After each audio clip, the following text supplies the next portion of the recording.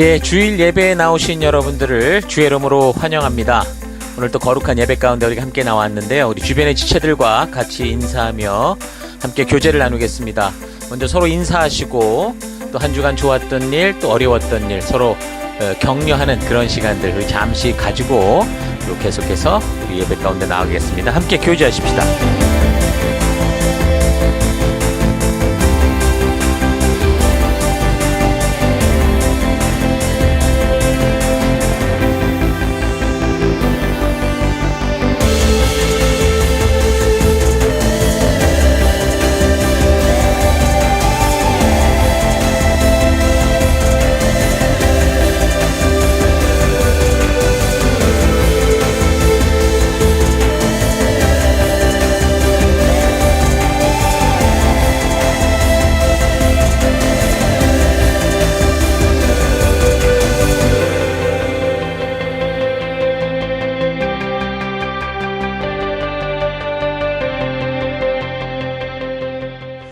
예, 이제 우리가 예배 가운데 나아가기 전에 우리 잠시 지난 주간 우리의 삶들을 되돌아보십시다.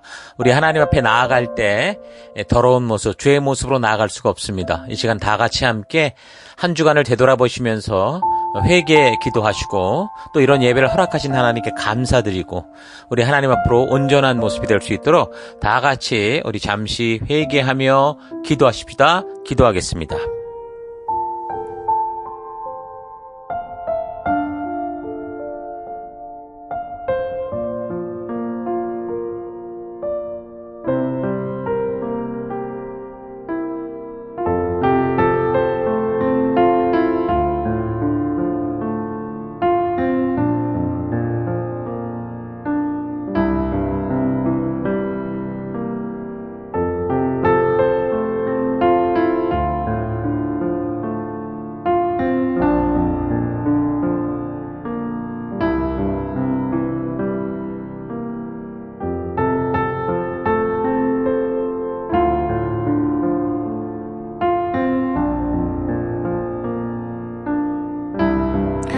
하나님, 지난 한 주간 은혜와 사랑으로 지켜주신 하나님을 찬양하며 감사드립니다. 우리가 주의 사랑으로 살면서도 늘 부족했고 또 욕심과 타협하며 살아왔던 삶을 회개합니다. 하나님, 주의 은혜로 회복되기 원합니다. 참된 예배자가 되며 복음의 증인되기 원합니다. 하나님, 이 시간 우리가 예배로 나아갑니다. 우리 예배를 받아주옵소서. 예수님 이름으로 기도했습니다. 아멘. 자, 이제 다 같이 우리가 함께 주일 우리 찬양과 경배로 나아가겠습니다. 할렐루야!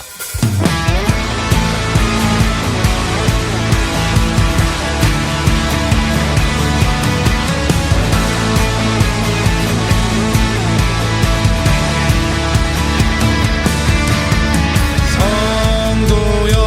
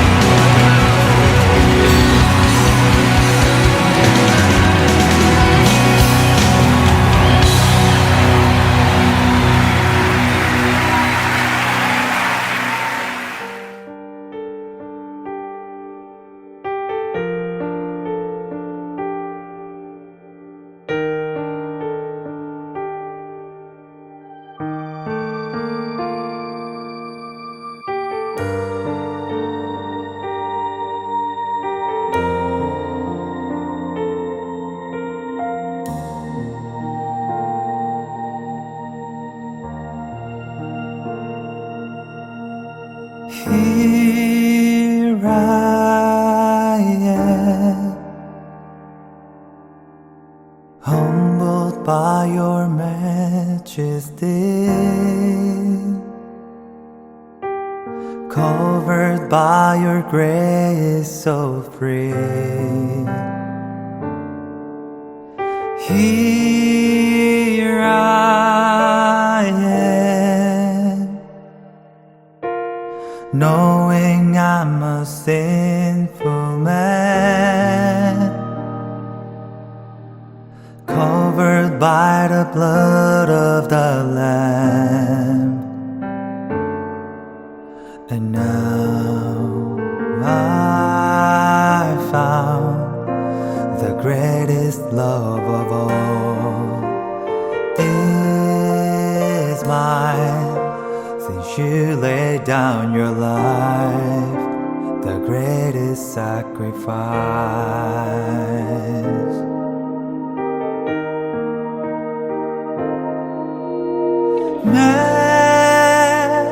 Majesty,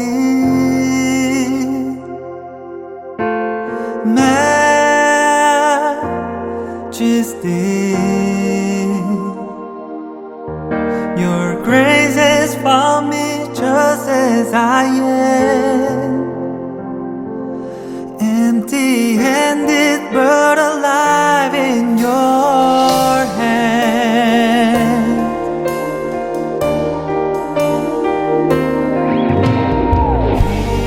Here I am, humbled by the love that you give, forgiven so that I can forgive. So here I stand, knowing that I'm your desire, sanctified by glory and fire. And now I found the greatest love of all is mine, since you laid down your life, the greatest sacrifice.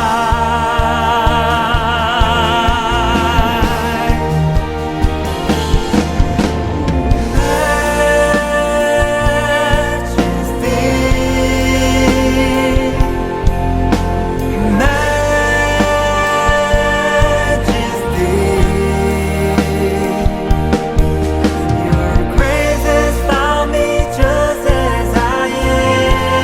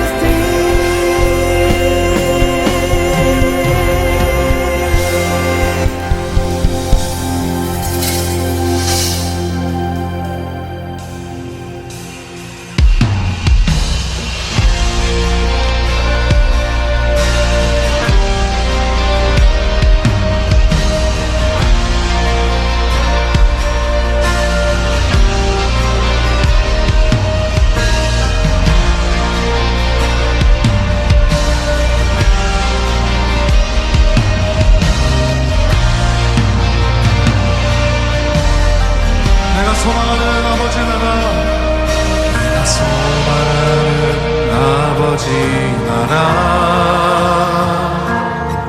주님 오시는 그날 완성되리.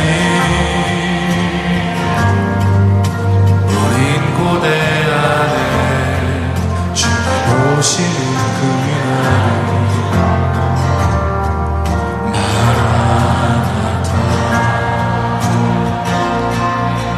비록 부족함과 슬픔 많아도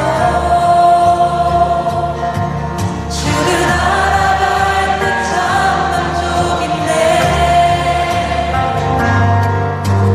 우린 기대하네 주님 오시는 그날을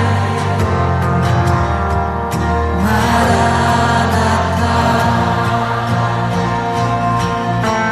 주 다시 오시는 그날에 우리 보게 되리. 모든 나라와 모든 열방이 주께 경배하는 그날은 주님의 뜻이 하늘에 이루어지듯 이 땅에 이루어지는 그날. 모든 아픔 모든 눈물 모든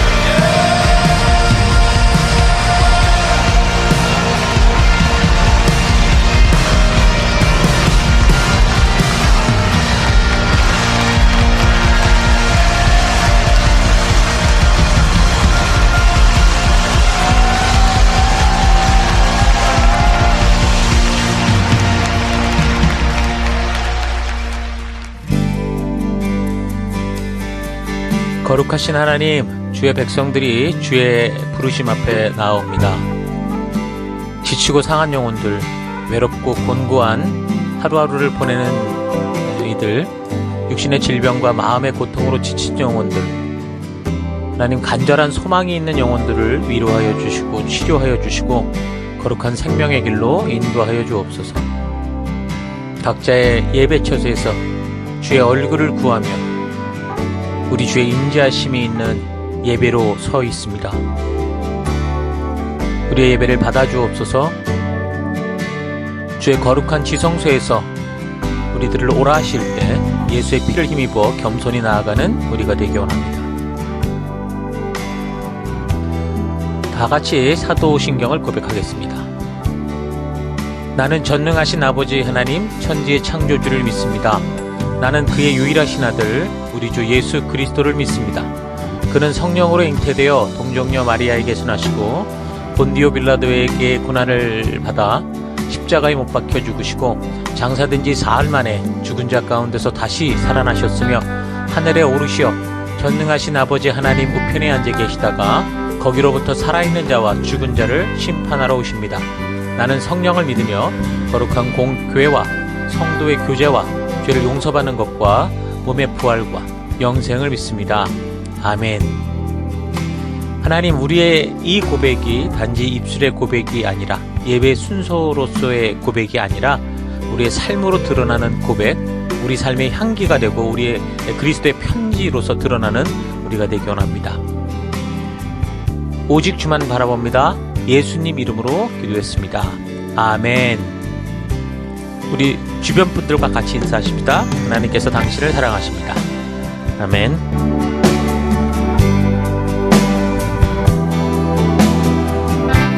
네, 8월 25일 우리 8월 마지막 주 또 하나님의 말씀 함께 살펴가도록 하겠습니다. 자, 오늘은 시가서 두 번째고요. 욥기서도 이제 두 번째로 마지막 15장에서 42장까지 함께 나누겠습니다. 하나님을 바르게 알라, 하나님을 바르게 알라, 이런 제목으로 우리 함께 말씀 살펴가겠습니다. 본문에 해당되는 욥기 15장 1절에서 6절까지 봉독해 드리겠습니다. 대만 사람 엘리바스가 대답하였다. 지혜롭다는 사람이 어찌하여 열을 올리며 궤변을 말하느냐? 쓸모없는 이야기로 논쟁이나 일삼고 아무 유익도 없는 말로 다투기만 할 셈이냐? 정말 너야말로 하나님을 두려워하는 마음도 내던져버리고 하나님 앞에서 뉘우치며 기도하는 일조차도 팽개쳐 버리는구나. 너의 죄가 너의 입을 부추겨서 그 혀로 간사한 말만 골라서 하게 한다. 너를 정죄하는 것은 너의 입이지 내가 아니다. 바로 너의 입술이 너에게 불리하게 증언한다. 예, 자, 오늘 이제 욥기 두 번째 시간인데요. 지난 주간 이 욥기서를 읽고 여러분 묵상을 해 보셨을 겁니다. 자, 그러면서 어쩌면 여러 가지 좀 의문스러운 점들이 떠오를 수 있었을 거라고 생각을 해요. 그러니까 결국 욥의 고난이라는 게 아니 땐 굴뚝에 연기가 나는 것이었고, 그래서 우리는 자칫 하나님께서 만드신 그 인과응보, 그러니까 사필 규정의 법칙이 잘못된 것처럼 느껴질 수도 있었을지 모릅니다. 여러분, 그러나 그렇지 않습니다. 하나님이 만드신 인과응보의 법칙이 보편적으로 적용이 되지 않는다면 인간의 삶에 아마도 이 사회는 그 무질서의 세계가 되고 말 겁니다. 온 인류가 혼란에 빠지게 된다는 거죠. 자, 그러니까 이 인과응보의 법칙은 참으로 인류의 온전한 생존에 참 중요한 이 삶의 원칙인 거죠. 자, 그래서 우리가 성경을 읽어갈 때 잊지 말아야 되는 게 뭐냐면, 이 하나님이 만드신 법칙이 뭐 여기서는 이런 식으로 또 저기서는 저런 식으로 이 시대에는 이렇게 저 시대엔 저렇게 그렇게 적용되는 게 아니라는 겁니다. 얼핏 읽을 때 그렇게 느껴진다고 해도 여러분, 이 배경과 이 흐름을 잘 묵상해 보면 하나님의 말씀의 원리는 항상 어느 시대 어느 때나 동일한 진리를 말해주고 있다라는 걸 잊지 말아야 됩니다. 인과응보의 법칙, 그러니까 심은대로 거두는 법칙은 하나님이 만드신 것이고, 그래서 그 법칙은 절대 틀리지 않습니다. 하나님이 만든 창조의 법칙이요 인간 삶의 법칙이기에 그럼 불변하죠. 그러니까 자유의지를 가지고 살아가는 사람들이 사는 이 세상에 이런 보편적 진리가, 하나님이 만든 진리가 통하지 않는다면 이 세상은 정말 약육강식의 세상이 되고 말죠. 적자 생존의 그 혼란 속에 빠져들고 만다는 겁니다. 그래서 이제 인과응보의 삶은 사람들의 삶에 참으로 중요한 삶의 한 길이고, 사실 이러한 법칙이 있기에 우리가 또 정직하고 바르게 살고자 하는 온전한 삶의 기준이 된다라는 사실을 잊지 말고 살아가야 됩니다.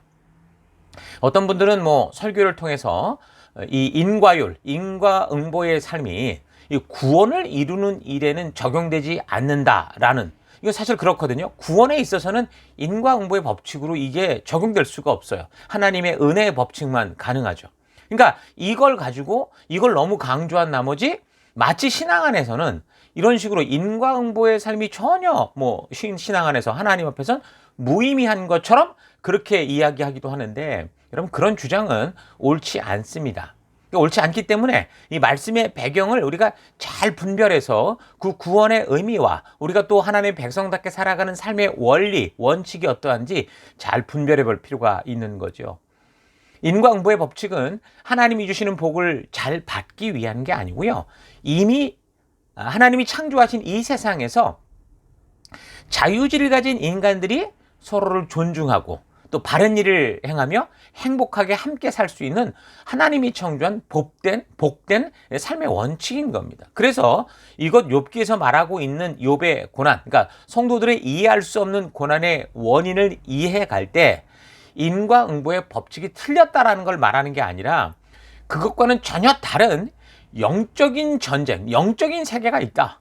그 세계 안에서 벌어지는 전쟁이 있다라는 것과 또 자유의지를 가진 인간들이 자기 생각대로 막 하나님의 뜻을 어긋난 대로 행동함으로 말미암아 생기는 그런 일들, 우리는 보통 우연한 일이다라고 말하는데 그런 일이 있을 수 있다라는 걸 우리가 배워야 된다라는 거죠. 그러니까 욥기서에 나오는 이 사건들은 절대로 하나님이 뭐 이 시내산에서 맺은 언약대로 순종의 길은 축복이고 불순종의 길은 저주다라고 말하는 게 틀렸다고 말하는 게 아닙니다. 율법과 언약은 사실 인과응보의 법칙을 말하는 게 아니고요.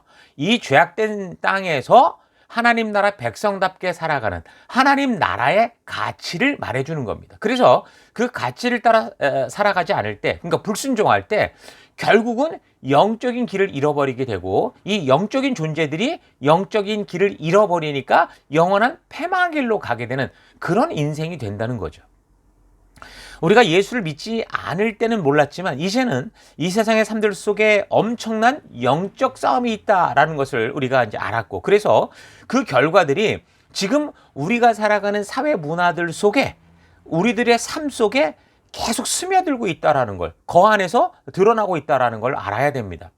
그래서 우리는 이제 과거와 다르게 내 안에서만이 아니라 모든 삶의 영역에서 벌어지는 일들을 통해서 그 배경 속에 있는, 그 뿌리 속에 있는 영적인 싸움의 원리, 이 영적인 세계 속에 어떤 일이 벌어지고 있는가라는 걸 잘 분별할 수 있어야 됩니다. 그러니까 욥기서는 우리에게 바로 그런 영적인 세계가 존재한다라는 것을 분명하게 알게 해주고, 그래서 우리가 어떤 안목을 가지고 이 땅을 살아가야 되느냐라는 걸 말해주고 있죠. 자, 또 한 가지 욥기서를 읽다가 또 의문으로 떠올 수 있는 게, 하나님이 사탄에게 욥의 생명은 해하지 말고 마음대로 해라 하셨단 말입니다. 그렇다면 왜 그러면 10명의 자녀들은 무슨 죄가 있어서 그 아버지 욥 때문에 하루아침에 죽게 되냐라는 거, 이 생각할 수 있겠죠. 그러니까 이런 문제에 대해 여러 가지로 뭐 해석을 하는데, 이 문제 또한 우리가 이 보편적인 성경적 가치관을 통해서 하나님께서 한 생명을 소중하게 여기시는 분이다, 그 생명을 창조하신 분이다 라는 이 사실을 근거로 해석할 필요가 있습니다. 하나님의 전능성으로만 해석을 해서 이건 하나님의 주권과 섭니다 라고 하면서, 그러니까 자녀들이 죽었을지 모르지만 사실 더 좋은 천국에 간 거 아니야, 이런 식으로 해석을 하면 이 세상은 완전히 하나님이라는 이 어떤 신의 독재 정권 아래 코에 달면 코골이, 귀에 달면 귀걸이 같은 식의 그런 해석으로 부딪혀서 결과적으로는 건강한 신앙이 아니라 이게 완전히 미신적 신앙에 빠져서 진정한 이 믿음의 길을 잃어버리고 완전히 미신화되는, 샤머니즘화되는, 그러니까 신앙을 잃을 수도 있는 그런 길로 갈 수 있죠. 그러니까 성경을 보면 하나님은 창조주시요 이 세상의 주관자라는 게 분명히 맞지만, 그 하나님께서 창조하실 때 스스로 정하신 약속에 하나님 스스로 제안을 받으시면서 그 당신이 만든 그 약속들, 제한 속에서 일하시는 거죠. 하나님은 무한한 존재지만 우리와 함께 일하실 때는 당신이 창조한 시간 속에 들어와서 시간의 제약을 받으며 일하신다는 겁니다. 자, 그렇게 본다면 하나님께서 사탄에게 욥의 생명에 손을 대지 말라고 한 거는 단지 욥에 대해서만이 아니라 이 세상 모든 생명에 대해서 그런 이 귀중함을 알게 하는 거라는 사실을 알 수 있죠. 그러니까 하나님은 아브라함에게 이삭을 바치라는 명령을 하셨던 분이시긴 하지만 정말 아브라함이 그 말씀을 믿고 자기 아들 이삭을 제물로 바쳐 칼로 내리치려는 순간, 그 죽을 뻔한 순간 어떻게 했습니까? 그 죽음을 보고 그래서야 이제 아브라함이 진짜 믿음이 있구나라고 안 게 아니고 그 행동만 보고도 그 위기를 멈추게 하시는 하나님이셨습니다. 그러니까 먼지와 흙으로 된 사람들의 생명을 살리기 위해서 또 어떤 일을 하셨습니까? 하나님 스스로 십자가에서 생명을 내주시는 그런 하나님이셨죠. 자, 그러니까 성경의 전체적인 내용을 볼 때 하나님은 생명을 마음대로 죽이는 분이 아니라 내가 만들었으니까 내 마음대로 한다 이런 하나님이 아니라 어떻게 해서든 먼지와 흙밖에 되지 않는 이 존재들이 불순종으로 죽어간다고 하더라도 이 한 생명을 살리기 위해 애쓰시는 하나님이다라는 걸 우리가 분명히 알아야 됩니다. 자, 그렇다면 욥기에서 죽은 이 욥의 자녀들의 이야기를 우리가 생각해 볼 때 그거는 하나님의 비정함이나 무관심, 뭐 욥의 마음을 알기 위한 그런 어떤 그런 희생이 아니라 이 사탄이 하나님께 받은 그 어떤 일시적인 어떤 그 힘을 어떻게 한 거예요? 엉뚱하게 사용한 거죠. 불순종함으로 말미암아 그런 짓거리들을 했다라는 겁니다. 사람에게 자유의지를 줬더니, 그러니까 사탄도 자유의지를 가진 영적인 존재거든요. 그러니까 이미 하나님 말씀에 대해 그렇게 자유의지를 가진 존재가 예사로 불순종하기에 그를 사탄이라 부르는 거 아닙니까? 예를 들면 사탄이 하는 짓거리가 이런 거죠. 우리가 이미 살폈던 것처럼 이스라엘의 그 징계를 위해서, 불순종하는 이스라엘의 징계를 위해서 주변의 강대국들을 사용하셨죠. 아수르나 바벨론. 매를 맡기셨어요. 좀 회초리를 좀 종아리 좀 때리고 와라. 그랬더니 어떻게 했습니까? 그들이 가서 한 짓은 뼈를 꺾고 가죽을 벗기는, 그러니까 왕들에게 백성을 맡겼더니 섬기고 바른 길로 인도하는 게 아니라 백성들의 피를 짜내고 예사로 사람을 이용해 먹는 이런 짓들이죠. 그러니까 사탄이라는 존재가 욥을 시험하는 과정에서 하나님 뜻대로 행하지 않은 불순종의 결과가 엉뚱한 사람들의 죽음이었다라는 겁니다.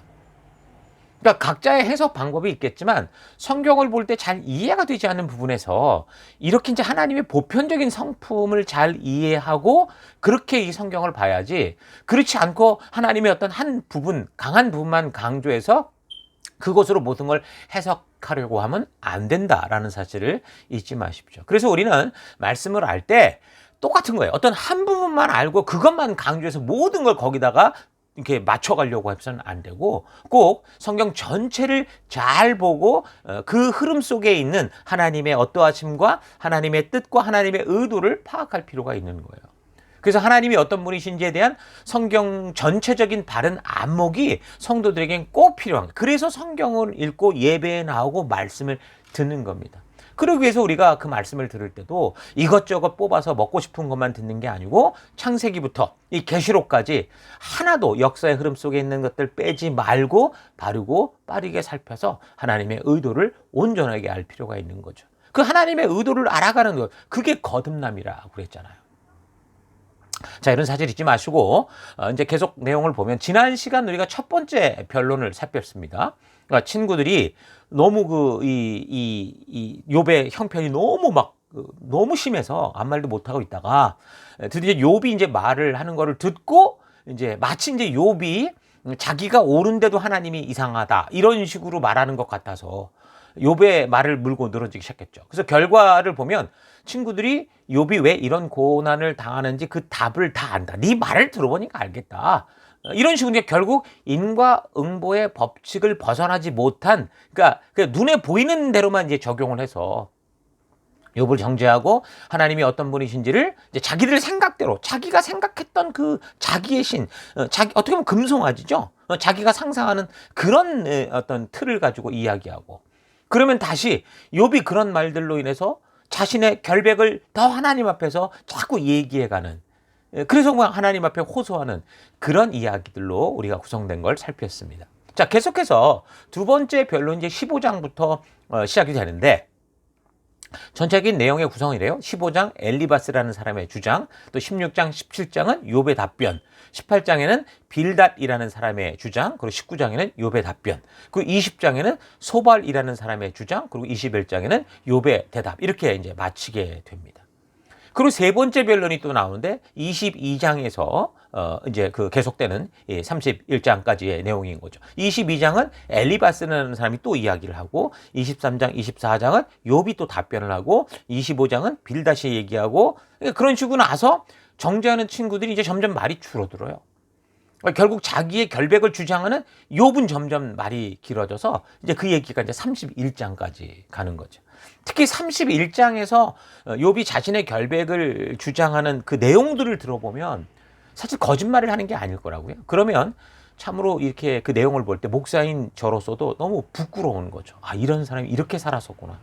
과연 내가 이렇게 다른 사람에게 나는 이런 삶을 살았다라고 자랑이 아니라 그렇게 말할 수 있을 만큼 살았는가 생각해 보면 정말 너무 부끄러울 정도로 참된 의로운 삶을 살았습니다. 그러니까 자기가 만약에 그런 것을 어겼다면 하나님께서 나를 축복하지 않았을 거다라고 할 정도로 그는 정말 정직하고 정의로운 삶을 살았는데, 잘 보면 예수님이 말씀하셨던 거, 그러니까 자기 눈으로 보는 것조차 늘 조심하는 거죠. 그러니까 마음조차 조심하며 살아가는, 우리의 생각은 감춰져 있기 때문에 사실은 우리가 겉으로 표현하는 것과 생각은 많이 다르잖아요. 근데 욥은 생각조차도 굉장히 조심하며 하나님 앞에 온전히 서기 위해 살았던 그런 모습을 볼 수 있습니다. 그래서 23장에 나오는 우리가 너무도 잘 알지만 잘못 오해하는 구절을 통해서도 욥을 좀 보면 욥은 정말 하나님 앞에서 의로운 삶을 살고자 굉장히 애썼던 사람이라는 걸 알 수 있어요. 23장 10절에 이런 말씀이 있죠. 그러나 내가 가는 길을 그가 아시나니 그가 나를 단련하신 후에는 내가 순금같이 되어 나오리라.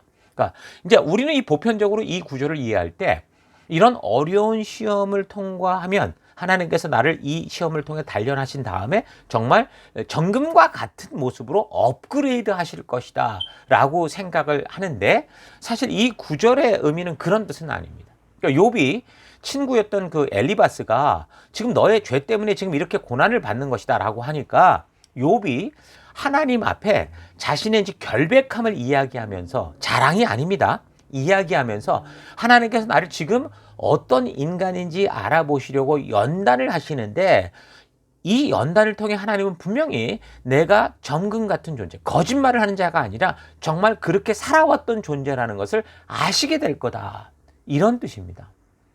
그러니까 자기는 그만큼 떳떳하고 하나님 앞에서 부끄러움이 없다라고 하는, 그러니까 욥의 감정이 아주 고조된 고백이죠. 그러니까 이거는 자랑은 아닙니다.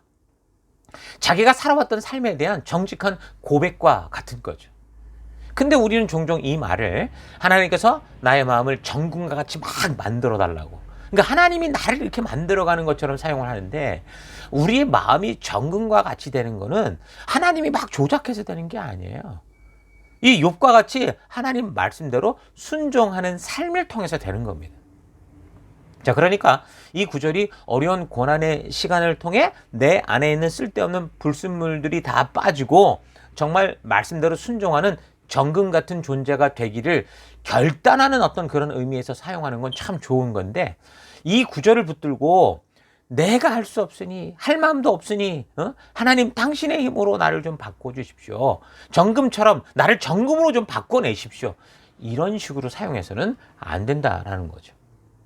자, 어쨌든 세 친구는 욥의 결백을 주장하는 말에 계속해서 이제 인과율에 근거한 잘못됨을 지적하는 식으로 욥과 세 친구의 대화가 이제 31장까지 이어지는데, 31장에서 욥이 계속해서 자신의 삶이 어떠했는지를 아주 강한 어조로 말하니까 이제 그 정죄하던 욥의 친구 세 사람이 더 할 말이 없어지고 미천이 이제 바닥이 나는 거예요.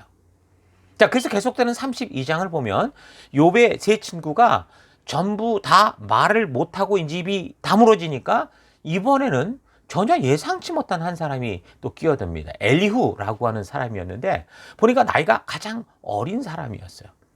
이 사람이 이제 옆에서 보다가 꼭 지켜보다가 이제 이런 얘기를 하는 겁니다. 32장 1절을 보면 욥이 자신을 의인으로 여김으로 그 세 사람이 말을 그치니 람 족속 부수 사람 바라겔의 아들 엘리후가 화를 내니, 그가 욥에게 화를 내는 것은 욥이 자기가 하나님보다 잘났다고 하고, 또 세 친구에게 화를 내는 것은 능히 대답도 못하면서 왜 욥을 정죄하냐, 이런 식이었어. 그러니까 엘리후는 지금 욥이 계속 자기는 억울하다, 난 뭘 잘못했는지 모르겠다, 내가 하나님 앞에 자랑할 건 아니지만 하나님 앞에 부끄러움이 없다, 그렇게 이제 계속 강하게 나오니까, 아니 그럼 지금 당신이 하나님보다 더 의롭다고 주장하는 거냐라고 하면서 이 젊은 사람이 욥에게 호통주고, 또 세 친구들에게는 이 욥이 말하는 것에 대한 반박도 제대로 못하면서 괜히 정죄만 하고 있다고 막 또 야단을 치는 거예요.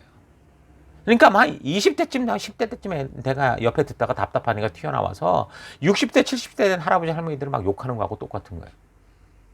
제일 자기가 어린 것 같아서 사실은 연장자들이 하는 얘기를 내가 좀 참고 들으려고 했다, 예의를 차리려고 했는데 정말 옆에서 듣다 하니까 이게 노인이라고 공의를 다 깨닫는 게 아니지 않는가 싶다 이거예요.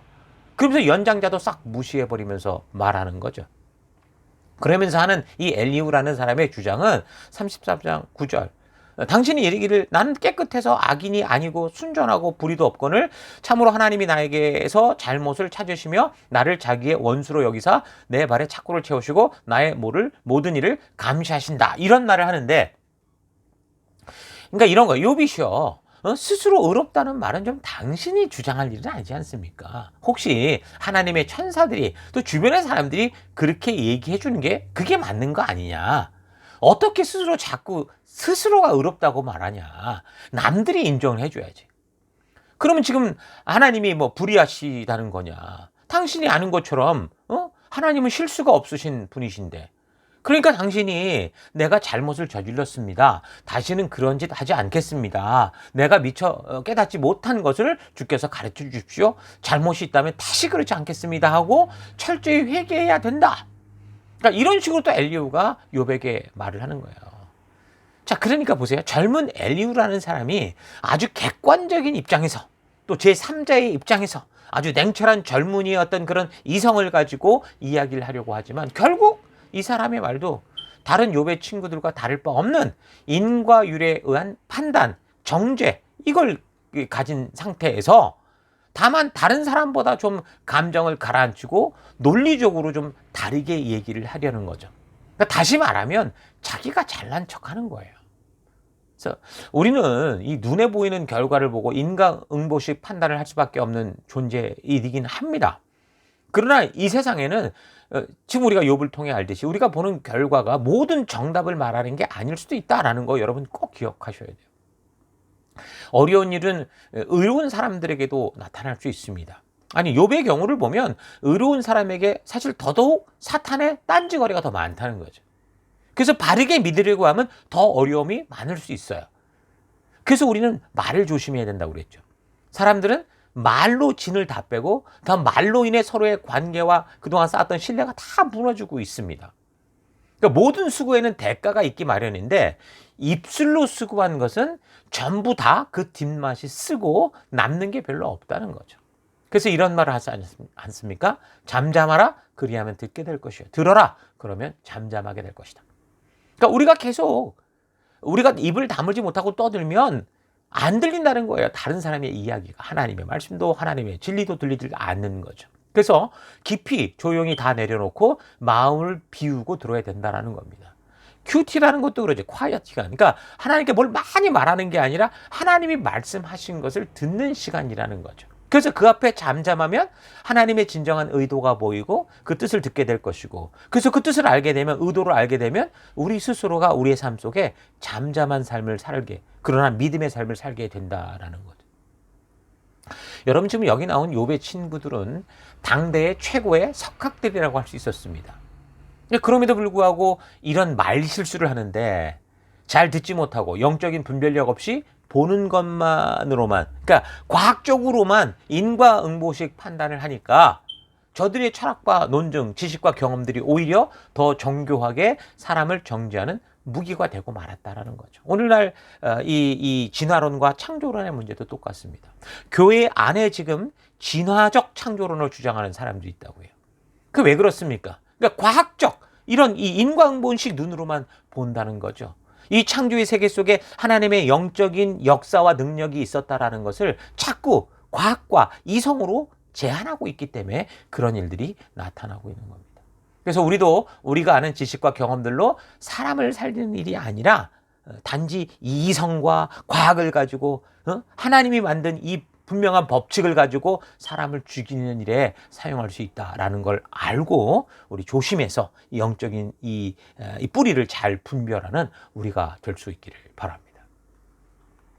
자, 그래서 32장부터 37장까지는 엘리후라는 이 사람의 정말 그 터무니없는 말들이 계속 이어지는데 이에 대한 뭐 욥의 답변도 없고 하나님의 어떤 코치도 없어요. 그러고 나면 이제 38장에서 하나님께서 말씀을 하기 시작합니다. 38장 1절 그때 여호와께서 폭풍우 가운데에서 욥에게 말씀하여 이르시되 무지한 말로 생각을 어둡게 하는 자가 누구냐. 그나마 친구들과 변론 중에 그 욥이 좀 낫다고는 했지만 하나님이 볼 때 욥의 말조차도 정말 무지한 그 말로 이치를 어둡게 하는 하나님을 온전하게 바라보지 못하게 하고 혼돈되게 하는 그런 정도밖에 안 됐다라는 거죠. 그래서 3절 너는 대장부처럼 허리를 묶고 내가 너에게 묻는 것을 대답할지라. 내가 땅에 기초를 놓을 때 네 어디 있었니? 네가 깨달아 알았거든 말해봐라. 그러니까 하나님은 욥에게 고난의 이유에 대해서 지금 네가 왜 이런 일을 당하냐 이런 얘기를 설명하는 게 아니에요. 그냥 하나님 스스로 하나님이 어떤 분이신지를 네가 나를 아니? 라고 이런 질문을 통해서 이 하나님이 누구신지를 계시하시죠. 너가 정말 나를 바르게 알고 있니? 네가 말하는 그 하나님이 바로 나일까? 그러니까 지금 모든 사람들은 고난이 지금 왜 왔는가 여기에 지금 포커스가 가 있는데 하나님께서는 지금 인간들이 궁금해하는 고난에 대해서 전혀 말씀하지 않고 하나님 자신이 누구신지를 알게 하십니다. 그러니까 욥기 전체 내용 구조를 볼 때 욥의 고난이 닥친 것은 불과 앞에 두 장이지만 대부분은 다 보면 하나님이 누구냐라는 이야기잖아요. 그러니까 하나님은 어떤 분이신가에 대한 대화가 책의 거의 대부분을 다 차지하게 되는데 그렇게 볼 때 욥기서의 주제는 뭐라는 거예요? 고난에 대한 게 아니라 오히려 하나님이 누구신가를 바르게 알게 하려는 것이다 라는 걸 알 수 있습니다. 사실 이스라엘이 그렇게 결국 사명을 받은 후에도 그렇게 멸망으로 간 일은 그들이 만든 금송아지 하나님 때문 아닙니까? 그러니까 자기 마음대로 하나님을 상상했기 때문에 거기로 간 거죠. 그래서 이 욥기서 같은 경우는 그렇게 멸망에 이르던 그 이스라엘 족속들에게는 굉장히 중요한 하나님이 도대체 누구셨을까라는 어떤 분명한 답을 제시하고 있다고 봅니다. 그러니까 하나님이 누구신지를 알게 하는 이런 폭풍 같은 하나님의 질문이 39장까지 이어집니다. 그러니까 욥과 그 친구들이 다 하나님이 어쩌고 저쩌고 하면서 자기의 지식을 가지고 자기가 아는 하나님 그걸 마치 진짜인 것처럼 잘 아는 것처럼 이야기를 했는데 하나님의 이런 질문에 지금 아무도 대답을 못하는 거예요. 욥의 경우도 그렇게 하나님 묻고 정말 진실을 묻고 싶다 하더니 하나님 앞에서 함부로 이렇게 말했던 입이 부끄러운 거죠. 그래서 40장 4절 보소서 나는 비쳐나오니 무엇이라 주께 대답하리이까 손으로 내 입을 가릴 뿐이로소이다. 하나님 부끄럽습니다. 이 얘기인 거죠. 그러니까 우리는 하나님이 누구신지를 알기 원하고 어떤 일을 하시는가 알고 싶어 할 때가 많습니다. 그래서 뭐 책도 하나님의 음성 듣기, 뭐 집회도 뭐 하나님의 음성을 듣기 이런 데 가면 얼마나 우글우글 사람들이 모이는지 몰라요. 근데 여러분 그런 집회나 책의 문제가 아니라 정말 그 하나님이 누구신지를 알고 싶으면 여기 지금 이 욥기서를 잘 보고 묵상해 볼 수 있기를 바랍니다. 하나님이 어떤 분이시고 어떻게 일하시고 어떻게 행하시는 분인지를 우리가 볼 수 있게 됩니다. 사람들은 하나님을 바르게 모른 채 재산이나 뭐 지식이나 신앙이나 뭘 조금 남보다 더 가지거나 더 알거나 엘리오 같은 사람이 그랬죠. 또 더 경험하거나 뭐 엘리바스나 소발이나 빌닷 같이 그러면 어떻게 돼요? 금방 교만해지는 것 같아요. 그러면 하나님을 바르게 알아가는 일에 어떻게 돼요? 태만해지죠. 내가 다 안다고 생각하니까. 그러니까 자기가 경험하고 아는 것이 전부인 것처럼 거만해지고 그러면 욥이나 그의 친구들처럼 하나님을 어떻게 하는 거예요? 자기 생각대로 함부로 이제 말하게 된다라는 거죠. 성도들이 정말 바르게 하나님을 만날 때 정말 겸손해질 수밖에 없죠. 정말 욥이 제대로 된 하나님을 보게 되니까 어떻게 돼요? 회개가 튀어나오는 거예요. 그렇다면 왜 사람들이, 성도들이 회개하지 않는다고 생각하십니까? 답은 하나죠. 하나님을 바르게 만나지 못했기 때문입니다. 하나님을 바르게 아는 것, 이것이 성도들에게, 모든 인류들에게 너무도 중요한, 그게 생명으로의 길이라는 겁니다. 그래서 하나님의 임재와 말씀 앞에 욥이 답을 찾지 못하고, 그래서 마지막 42장을 보면 욥이 회개하는 거예요. 이 끝부분을 보면 하나님은 사실 다른 사람들이 아니라 욥을 가장 많이 책망하십니다. 그러니까 바른 길을 가고자 할 때 하나님은 우리를 더 바르게 가게 하기 위해서 바르게 더 가르치시고 책망을 통해 온전한 길로 인도해 주신다는 거죠. 아예 그냥 금송아지를 만들고 살아가는 저 세상 속에는 그냥 회개의 그런 어떤 구원의 소식이 필요하지, 하나님이 누구신가를 더 알게 하는 그런 일들은 되질 않잖아요. 왜냐하면 바르게 알려줘도 전부 우상으로 만들 테니까. 그래서 욥처럼 그래도 하나님 앞에 바르게 가고자 애썼던 사람들에게 하나님이 더 당신의 모습을 계시하여 알게 하시는 겁니다. 우리가 사역을 하다 보면 약속도 잘 지키고 옳은 길을 걷는 과정에도 그 교회 안에서 보면 책망을 들을 때가 있죠. 내가 이렇게 열심히 했는데 왜 이럴까? 마음을 그래도 잘 가다듬고 바른 길을 더 잘 걷게 하시려고 하시는 하나님의 그 말씀이고 인도하심이 있구나. 여러분 이렇게 좀 생각하시고 그렇게 나아갈 수 있기를 바랍니다. 안타까운 것은 하나님의 책망도 마음이 열리지 않은 사람들에게는 들리지 않아요. 자, 그렇게 보면 누군가의 말이 들린다라는 건 참 축복이고 감사죠. 누군가의 책망을 들을 때, 하나님의 말씀을 들을 때, 그게 들려올 때 비록 감정이 좋지 않을 수는 있어요. 왜냐하면 나의 잘못을 지적하니까. 그런데 그런 1차 감정을 잘 다스려서 결국은 그 책망과 하나님 말씀의 의도를 알고 자신을 유익한 길로 갈 수 있도록 해야 되죠. 욥과 같이 여러분 정말 그 상황 속에서 원망의 말이 아니라 하나님의 음성을 듣는 여러분 되기를 바랍니다. 정리해보면 일단 대부분 욥기서의 교훈으로 우리가 들어왔듯이 성도에게 고난을 잘 참고 인내하면 뭐 2배의 축복이 온다라는 게 이게 욥기의 메시지가 아닙니다.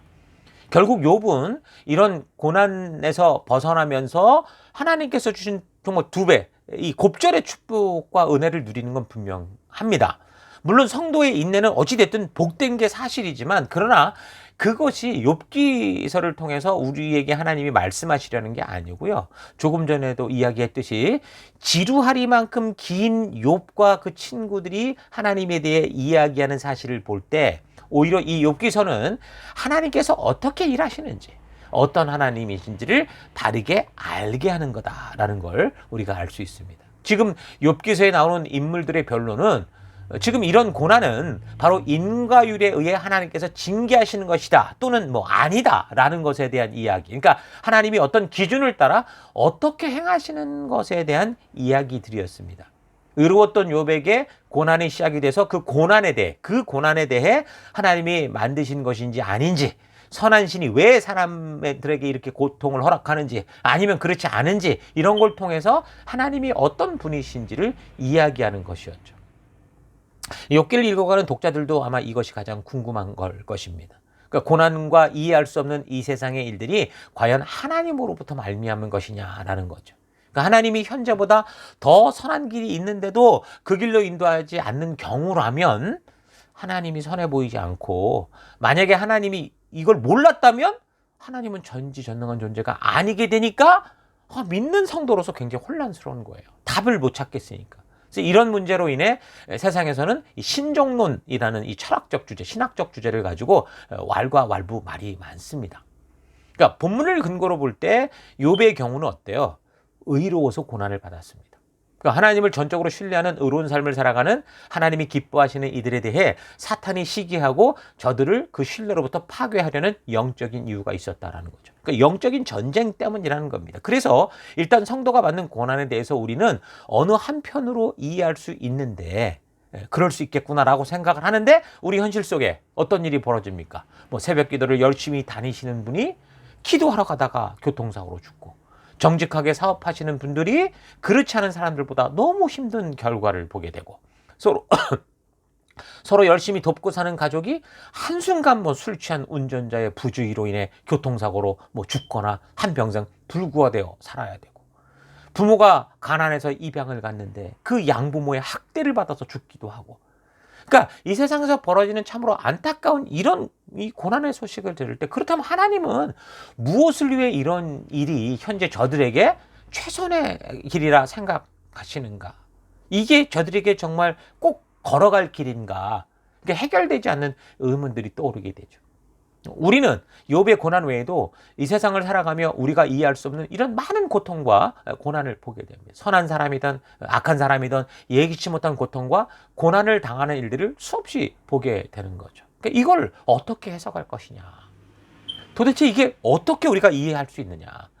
나는 이런 일에 대해서 하나님의 창조의 때와 성경의 역사 전체를 잘 보면 조금이나마 좀 이해할 수 있는 실마리를 찾을 수 있다라고 봅니다. 하나님은 인간을 창조하셨을 때 어떻게 했어요? 인간을 당신이 조종하는 대로 움직이는 로봇으로 만들지 않으셨고, 당신이 놓은 곳에만 그대로 있는 인형처럼 인간을 만들지 않으셨고, 자유의지를 가진 존재, 거의 하나님과 버금가는 존재를 만드셨죠. 그래서 자유의지를 가졌다라는 것은 그 자유의지를 지닌 존재가 어떤 행동을 하게 될지 아무도 예측할 수 없는 그런 존재가 됐다라는 거예요.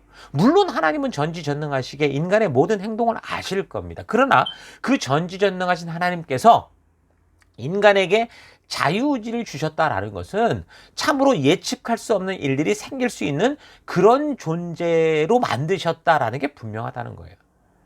그래서 첫 창조의 땅 에덴 동산에서부터 자유의지를 지닌 하와가 자유의지를 지닌 뱀에게 영적인 존재의 꼬임을 받고 하나님의 진심을 의심해서 선악과를 먹으면서 결국 하나님과의 관계가 단절되는 길로 들어서고 마는 거죠. 여러분은 이 문제를 어떻게 생각하십니까? 이 모든 것이 하나님의 계획하신 프로그램의 순서대로 움직이는 사건이라고 봅니까? 이 모든 세계가 하나님의 그런 어떤 조작에 의해 움직인다고 생각하십니까? 하나님은 자유의지를 지닌 인간들을 만드셨고 저들을 통해 하나님과 교제하며 영원한 축복 가운데 살게 할 것을 분명하게 계획하셨습니다. 그렇게 창조하셨습니다. 그래서 하나님은 분명 그 백성들을 반드시 창조하신 그 하나님 나라, 영원한 천국으로 인도하시겠다. 그 하나님의 나라를 이루겠다라는 계획을 가지셨죠.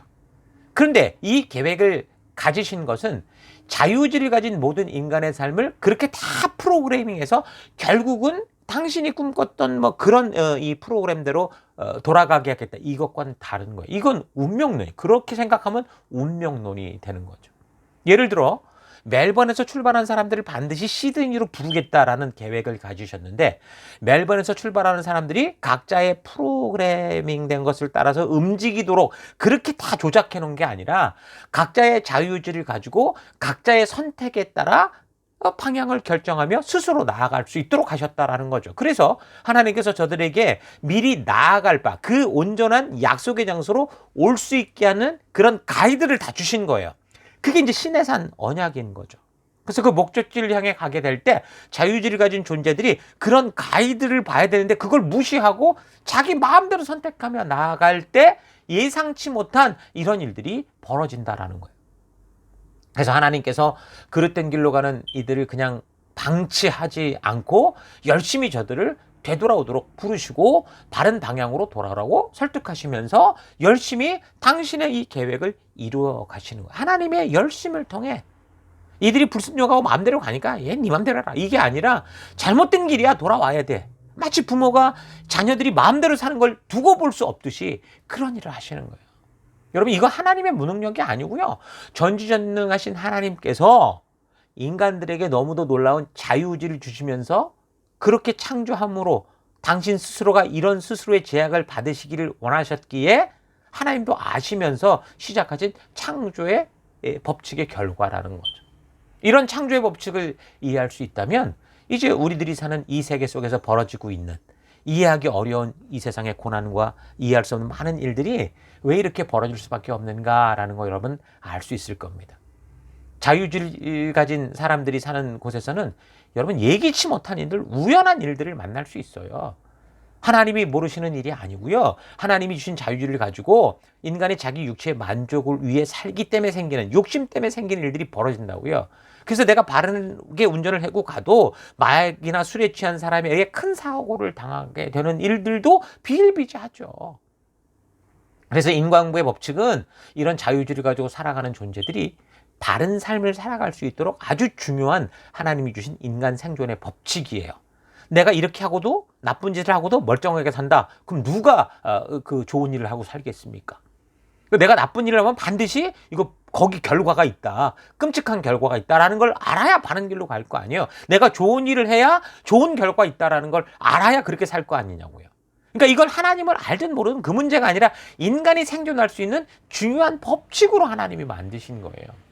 그래서 이 세상이 비록 하나님을 모른다고 하나 그래도 하나님 만든 이 법칙 때문에 이런 그나마 인간이 사는 사회 같은 이런 사회를 유지하고 있는 거죠. 욥의 경우처럼 영적인 사탄의 참소에 의해 벌어지는 일들에는 하나님의 주권과 섭리가, 특별한 섭리가 있을 수 있지만 자유주의를 가진 그 존재, 사탄이 됐든 사람들이 됐든 이들이 만들어내는 일에는 정말 예측할 수 없는 일들이 벌어질 수 있는 거예요. 내가 여기서 총을 한 방 빵 쏴면은 그 공중으로 쐈다고 해도 그게 떨어지면서 누구에게 어떤 일을 벌일지 모른다는 거죠. 아무것도 모르는 사람이 그냥 출근길에 그 떨어지는 총알을 맞고 죽을 수도 있는 거고요. 그러니까 항상 그래서 우리 각자, 우리 자신도 우리에게 지금 가지고 있는 하나님 주신 자유의지가 어떤 결과를 만들지를 잘 기억을 하고 그래서 이 자유를 육체의 기회를 삼지 말고 바르고 온전히 쓸 수 있도록 해야 되는 거예요. 이거를 사도 바울이 얘기를 하는 거예요. 욥기는 의인의 고난에 대한 이 질문으로 이제 얘기가 시작되지만 그 고난에 대한 대답으로 끝나지 않고요. 하나님이 어떤 분인지 이 세상이 어떻게 돌아가고 있는지를 알게 하는 것으로 마무리됩니다. 그러니까 욥기가 성도의 고난의 이유에 대해 명쾌한 답을 주기 위해 쓴 책이 아니고 오히려 우리에게 하나님에 대한 바른 시각, 하나님이 창조한 세계가 어떻게 돌아가고 있는지를 분명하게 알게 하는 거죠. 우리는 우리의 작은 틀 가운데 하나님을 가두어 놓고 그 틀 속에서 하나님을 이해하려고 애쓰진 않고 있는가 좀 생각해 봤으면 좋겠어요. 하나님의 속을 정말 말씀과 역사를 통해 바르고 정확하게 이해하고 있는가? 또는 정말 창조주 하나님 앞에서 겸손히 내가 완벽하게 그 말씀의 길을 따라가고 있는가? 좀 되돌아보고 생각해 볼 필요가 있습니다. 무엇보다 우리가 영적으로 깨어 있어야 됩니다. 사탄은 영적으로 무지할 경우 인과응보의 법칙을 하나님이 주신 법칙을 역이용해서 사람을 속이고 정죄감을 주고 욕심에 빠져들게 합니다. 에덴 동산에서 하와를 속이듯이 하나님께서 우리에게 뭔가 속이는 것이 있는 것처럼 자꾸 하나님과 사람과의 관계를 의심하게 해서 결국 자기 욕심대로 행동하게 만든 후에는 이제는 거꾸로 너가 그런 짓을 했지 하고 정죄감을 줘서 절망하게 만드는 거죠. 이런 사탄의 올무에 욥이나 그의 친구들처럼 빠져들지 않으려면 무엇보다 영적으로 깨어 있어야 돼요. 영적으로 깨어 있어야 된다는 말은 하나님이 어떤 분이신지에 대해서 성경의 계시를 통해 이 말씀을 통해 바르고 온전히 알아서 어떤 일이 다가와도 말씀의 가치를 통한 분별력을 가지고 있어야 된다라는 걸 말하는 겁니다. 이런 말씀을 바르게 알아가는 우리가 되십시다. 우리가 이 땅에서 주어진 사명의 삶을 다 살고 천국에 이르기 전까지 우리의 삶에는 자유의지를 가진 사람들과 영적인 존재인 사탄까지 자유의지를 가지고 각자의 욕심을 따라 살아가고자 하는 그 일들로 인해서 수많은 혼란과 예기치 못한 비극들이 계속될 겁니다. 또 어떤 상황과 환경이 우리에게 그래서 다가와도 우리는 말씀 따라 믿음으로 걸어가는 이 길을 떠나지 말고 우리 예수님께서 골고다의 길을 걸어 십자가에 죽으시기까지 도살장으로 끌려가는 잠잠한 양같이 그 사명의 길을 걸으셨던 것처럼, 그러니까 말씀대로 그 길을 살았던 것처럼 여러분과 저도 그렇게 예수님과 동행하는 우리가 될 수 있기를 바랍니다.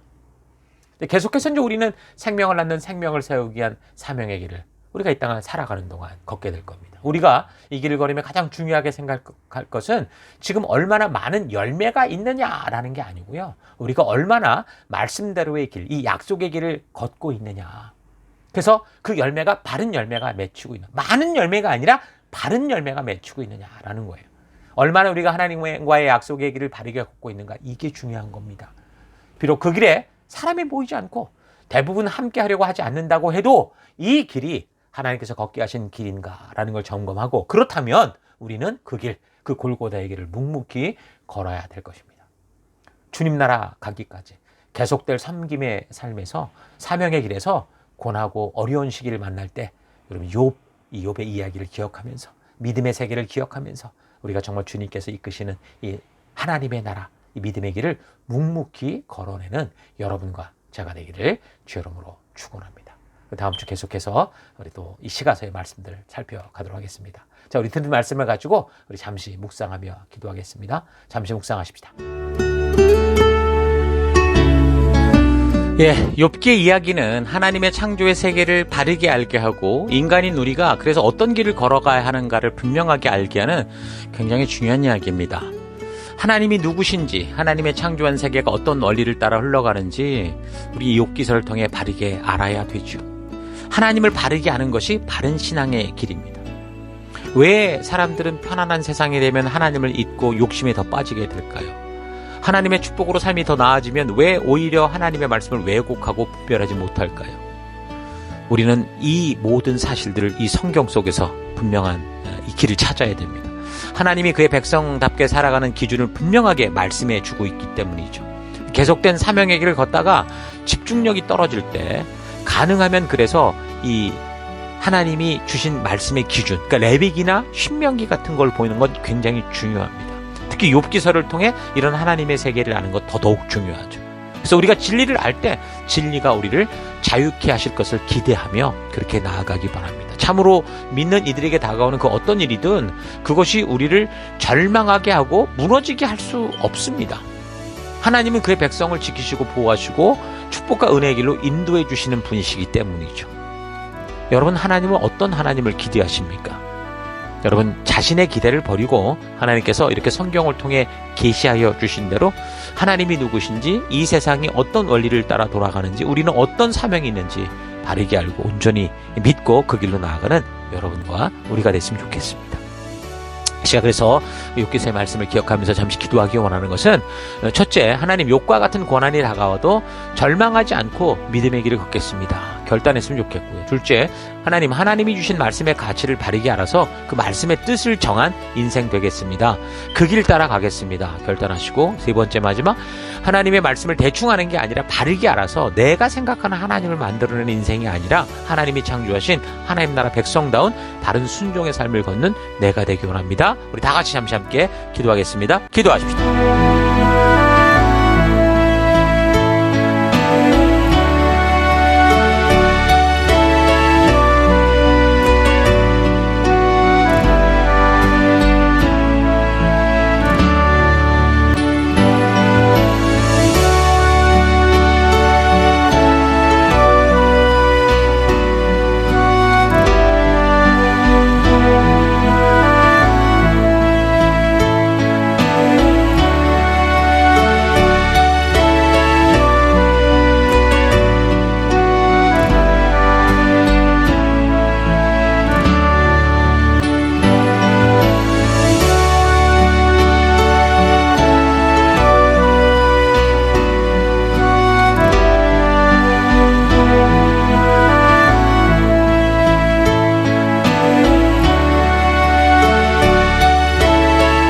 사랑의 하나님, 오늘도 우리가 욥기서를 통해서 하나님이 창조하신 세계와 또 그 안에 계신 그 주인공 되신 하나님, 그리고 이제 그 피조물된 우리가 어떤 길을 걸어야 되는지를 우리가 보았습니다.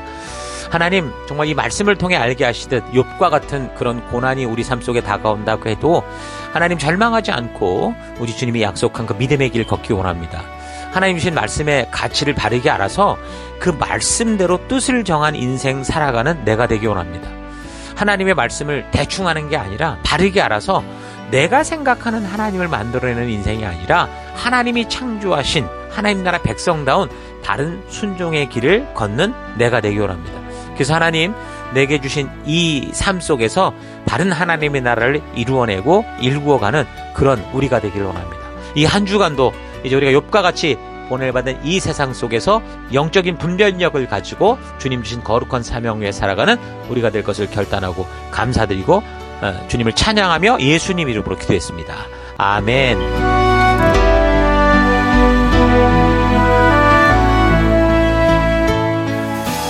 Through you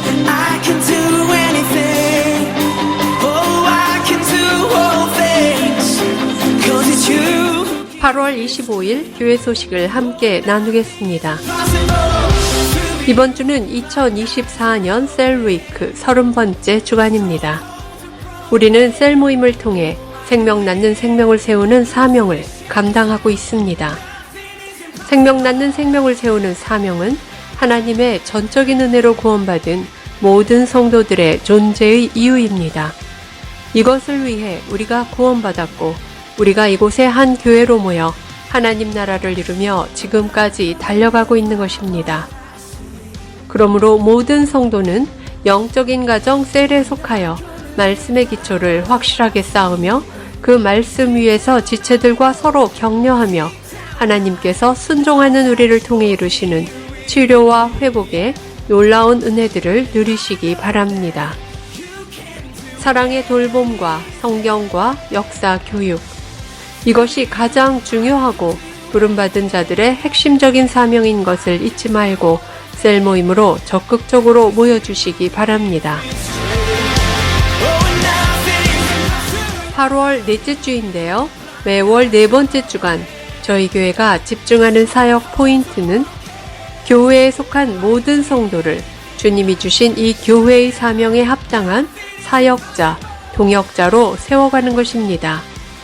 각자의 달란트에 맞는 자발적 헌신으로 성도로서 신나게 사명을 감당하는 사역의 현장을 만들어 가십시다. 성도는 교회의 구경꾼이 아니라 교회에 속한 성도로서 우리가 각자 감당해야 할 책임에 헌신하는 것이 하나님 나라를 세워가는 성도로서의 사명임을 잊지 말고 함께 하나 되십시다. 저희 교회를 새로 방문해 주신 지체들을 환영합니다. 오늘 이곳 예배당 예배에 그리고 영상 온라인 예배에 처음 참석해 주신 분들을 주의 이름으로 환영합니다. 우리를 이곳에 부르시고 함께하게 하신 하나님께 감사하고 그 사랑으로 우리 모두 함께 귀한 교회로 하나 되는 시간들이 되기를 바랍니다. 오늘 예배 후 성도의 교제는 본당 옆 건물 1층 로버트 화이트홀에서 모이게 됩니다. 함께 오셔서 귀한 성도의 교제 가운데 하나님의 은혜와 축복을 경험하실 수 있기 바랍니다. 예배 후 교제는 스컷 교회의 오후 예배가 있어서 4시 50분까지 마치고 모두 함께 교제했던 테이블이나 의자들을 정리하신 후 5시까지 퇴실합니다. 이어지는 교제는 멜번시티 곳곳에서 자유롭게 누리시기 바랍니다. 다음 주일 예배 계속해서 스카스처치 예배당에서 예배드립니다. 우리가 예배를 드리고 있는 멜번시티 CBD 안에 있는 스카스처치 본당에서 2시에 예배를 드립니다. 미리 예배 시간 5분 전까지 오셔서 거룩하고 귀한 예배, 하나님의 말씀으로 거듭나는 예배 되도록 하십시다. 우리가 드리는 예배는 계속해서 매주 영상으로 미리 준비되어 교회 사이트에 매주일 오전 6시에 업로드됩니다. 또한 교회 유튜브에도 같은 시간에 업로드가 되니 어떤 이유로든 예배당 예배를 나오지 못하게 되는 경우 각자가 처한 처소에서 각자 가능한 시간에 하나님의 부르심 앞에 스스로 나아가 예배 드리실 수 있기 바랍니다. 내가 처한 어떤 상황과 환경 속에서도 변함없이 거룩한 예배자로 서서 온전한 예배를 드리실 수 있기 바랍니다. 지금까지 8월 25일 교회 소식이었습니다. 한 주간도 믿음으로 말씀 따라 승리하는 여러분들 되시기 바랍니다. 하나님 말씀 계속해서 우리 함께 교회가 존재하는 목적을 외치고 축도로 예배를 마치겠습니다. 2024년 사람을 세우는 교회임을 잊지 않고 살아가는 교회 되기. 그 사명을 감당할 때 사랑을 가지고 사명을 이루는 교회 되기. 하나님이 주신 방향을 잃지 않고 열심을 다하는 교회 되기. 사명을 위해 구별하신 열방의 제사장 나라 거룩한 교회 되기. 어떤 상황과 환경 속에서도 하나님의 말씀대로 용기 있게 순종하는 교회 되기. 아멘.